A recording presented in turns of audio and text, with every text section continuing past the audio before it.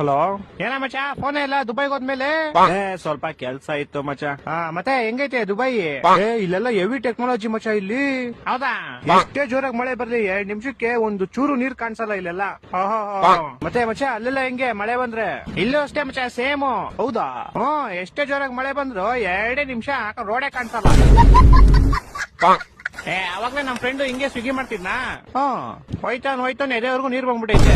ಅಯ್ಯೋ, ಆಮೇಲೆ ಹಂಗೋ ಅಣ್ಣ ಪರವಾಗಿಲ್ಲ ಅಂತ ಹೋಯ್ತಾನೆ, ಆರ್ಡರ್ ಎಲ್ಲ ಕೇಳ್ಕೊಂಡು ಹೋಗ್ಬಿಟ್ಟೈತೆ. ಆರ್ಡರ್ ಕೇಳ್ಕೊಂಡು ಹೊಂಟೋಯ್ತಾ? ಸರಿ ಹೋಗ್ಲಿ ಅಂತ ಗಾಡಿ ಸೈಡ್ ಹಾಕ್ಬಿಟ್ಟು ಹೆಂಗ ಹೋಗ್ ಕಷ್ಟಪಟ್ಟು ಆರ್ಡರ್ ತಗೊಂಬಂದ.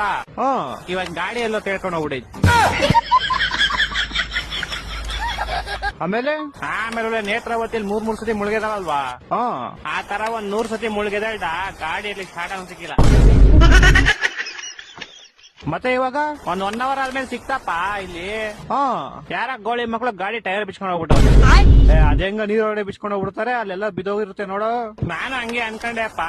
ನಾವೀಗಿರೋದು ಶಿವಾಜಿನಗರ. ಗಾಡಿ ತೇಳ್ಕೊಂಡ್ ಶಿವಾಜಿನಗರ್ಗೆ ಹೋಗ್ಬಿಡ್ತಾ? ಇಲ್ಲೆಲ್ಲ ಗೊತ್ತಲ್ಲ ನಿಂಗೆ, ಇಂಟರ್ನ್ಯಾಷನಲ್ ಚಾಂಪಿಯನ್ ಲೆವೆಲ್ ಸಿಮ್ಮರ್ಸ್ ಇರೋದಿಲ್ಲಿ. ಏನ್ ಬಸ್ ಕಾಸಿರೋ ಅಂತ ಕಾಂಪಿಟೇಷನ್ ಹೋಗಲ್ಲ ಅಷ್ಟೇ.